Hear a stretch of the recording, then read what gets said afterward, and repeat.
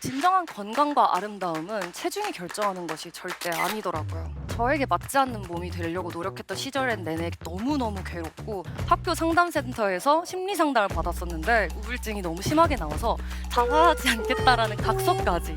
제가 정말 괴로웠던 때와 지금을 비교해보면 사실 사이즈 차이가 엄청 크게 나지 않아요. 그런데 예전의 저와 지금의 저는 너무 다르고 발견, 표정이나 말투, 태도, 몸의 자세까지 모두 달라졌거든요.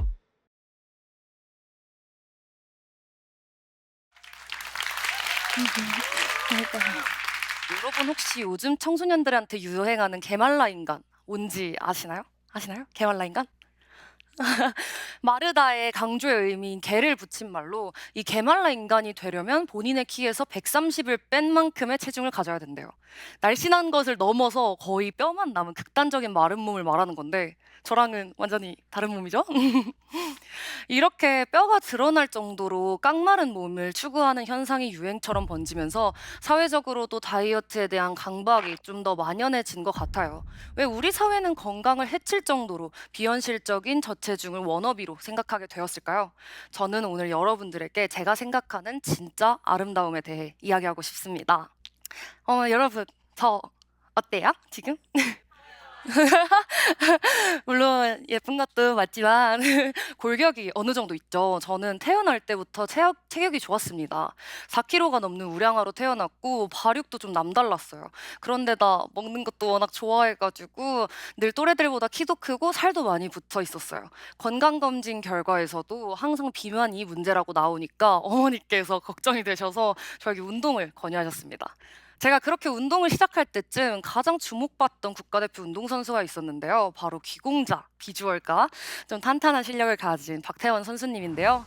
정말 당시에는 박태원 선배님이 대세 중에 대세였기 때문에 자연스럽게 수영에 관심이 좀 가더라고요. 그래서 저도 체중 관리를 해보겠다고 수영을 시작했습니다. 그런데 운동을 하다 보니 더 많이 먹더라고요. 운동을 마치고 오는 길에 그 참을 수 없는 떡볶이와 어묵 국물 다들 그 기분 아실 거예요. 원래도 물속에서는 칼로리 소모가 되게 많잖아요. 목욕탕만 다녀와도 배가 이렇게 꼬르륵거리는데 물속에서 하는 전신 운동, 수영을 했습니다. 엄청 먹었겠죠? 그러다 보니 다이어트는커녕 살이 좀 더 단단해지고 건장해지더라고요. 살은 하나도 안 빠지고 오히려 체격만 더 커졌던 것 같아요. 당시 제가 다니던 수영장에 선수반이 있었는데 그 눈에 띄는 저의 웅장한 피지컬을 평소 선수반 코치님이 눈여겨보시고 코치님께서 진지하게 선수 제안을 해주셨고 저는 정식으로 수영선수의 생활을 시작하게 됩니다. 여러분, 수영에서는 물을 잡는 느낌인 물감을 잃지 않는 것이 매우 중요한데요. 10시간만 물에 단들어가도 물에 대한 감이 달라지거든요. 그래서 수영선수로서 저는 이 물감을 유지하기 위해서 평일, 주말, 밤, 낮 상관없이 거의 수영장에서 살다시피 하는 생활을 이어나가게 됩니다. 당연히 학교도 자주 못 나갔는데 거기에 팀을 옮기느라 전학까지 자주 다녔으며 자연스레 학교에서는 친구들이 없었어요. 그러다 보니 가끔 운동 쉬는 날이나 뭐 학교에서 쉬는 시간이 생기면 뭘 해야 될지 모르겠는 거예요. 그래서 외로움을 해소하고자 당시에 조금 유행했던 페이스북을 통해 소소하게 SNS 활동을 시작하게 됩니다. 그렇게 SNS를 통해 저의 일상을 하나씩 공유했는데 그 콘텐츠들이 운이 좋게도 많은 사람들의 주목을 받게 되었어요. 그런데 오히려 저 그 관심들이 제 일상에서는 좀 상처가 고스란히 되었는데요. 학교에는 잘 안 나오고 친구들도 없으면서 실물도 보면 SNS 속 사진들보다 덩치도 크고 떡대도 있다 등등 저를 이렇게 폄하하는 말들이 주변에서 둘러싸이게 됩니다. 특히 과거에는 지금보다도 여성들의 외모나 몸매에 대한 평가가 직설적이고 아무렇지 않았거든요. 사람들의 비난과 조롱이 계속되다 보니 저 역시 저를 미워하기 시작했습니다. 스스로 굉장히 피폐해지면서 자존감도 하락하니 수영장에서도 점점 작아지게 됩니다. 당시 코치님들은 저에게 뭐 더 열심히 하라는 의미로 말씀해 주신 거지만 너 어차피 이 몸매로는 시집도 못 간다. 연습이나 더 해라. 라는 등의 말씀을 하셨는데 이런 말들이 저에게는 정말 큰 상처로 다가오더라고요. 이렇게 큰 체격으로 만들어 버린 것이 마치 수영인 것 같아서 수영이 좀 하기 싫어졌습니다.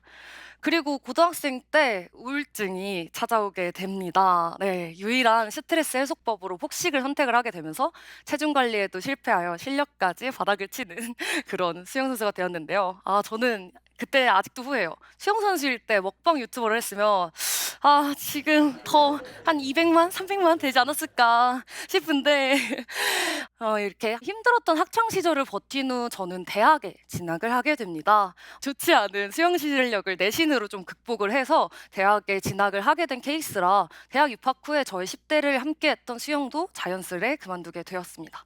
하지만 예전에 SNS를 통해 저를 알던 사람들이 또다시 악플을 보내오더라고요. 특히 당시에 저는 선수 시절보다 활동량은 월등하게 줄었는데 먹는 양은 또 그대로여가지고 체중이 10kg 이상 늘어나 있었거든요. 몸매에 대한 비판적인 말들을 10대 시절의 트라우마가 되살아나면서 저의 일상은 다시 우울함 속으로 들어가게 됩니다.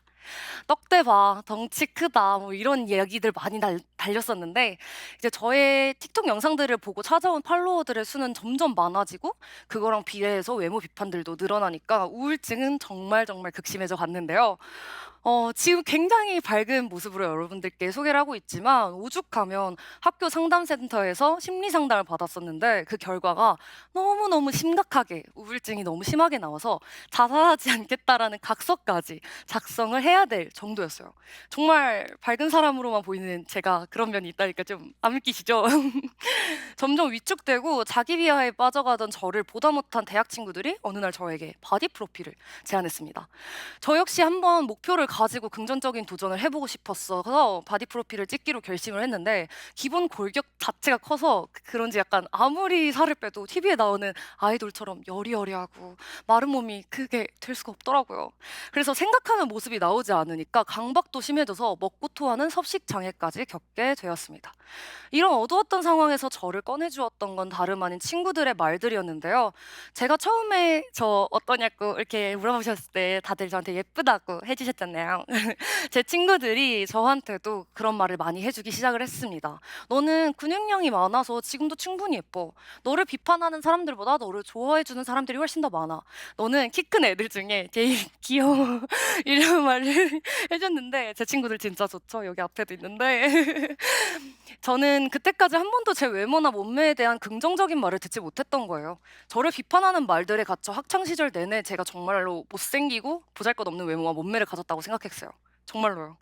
그런데 그 따뜻한 말의 힘이 정말 크고 사고의 전환이 정말 중요하다는 것을 알게 되었어요. 제가 이런 말들을 들으며 처음으로 저와 저의 일상에 대해 다르게 보게 되었거든요. 저는 물론 마르진 않았지만 탄탄한 건강미가 있고요. 제 콘텐츠에도 물론 악플들이 여전히 있지만 응원하고 칭찬해 주시는 분들이 훨씬 더 많아졌어요. 저는 조금씩 제 몸을 사랑하기 시작했고 제가 충분히 아름답다고 생각하기 시작했습니다. 저의 큰 몸을 있는 그대로 인정하고 포용하게 되면서 점점 자신감도 생겨났어요. 그래서 그런 모습들을 보여주기 위해 프리 사이즈라고 나와 있지만 저에게는 작은 옷들을 입어보는 콘텐츠를 만들기 시작했거든요. 근데 너무 좋게 봐주시는 거예요. 완전 예쁘게 봐주시는 거예요. 그래가지고 저는 정말 그때 깨달았던 것 같아요. 중요한 건 말은 몸무게나 사이즈가 아니라 진짜 나 자신을 사랑하는 그 당당함에 있었다는 걸. 그래서 그때부터 스스로를 있는 그대로 사랑하자라는 취지의 콘텐츠들을 틱톡을 통해 본격적으로 전파하고 있습니다. 그리고 여러분 제가 체대생이잖아요. 앞서서 이제 말씀드렸던 게말라 인간은 이론적으로도 정말 말도 안 되는 기준입니다. 진정한 건강과 아름다움은 체중이 결정하는 것이 절대 아니더라고요. 여러분, 저는 저에게 맞지 않는 몸이 되려고 노력했던 시절엔 내내 너무너무 괴롭고 저를 있는 그대로 인정하고 나서부터는 너무너무 행복해요. 실제로 제가 정말 괴로웠던 때와 지금을 비교해 보면 사실 사이즈 차이가 엄청 크게 나지 않아요. 그런데 예전의 저와 지금의 저는 보기에는 너무 다르고 밝죠?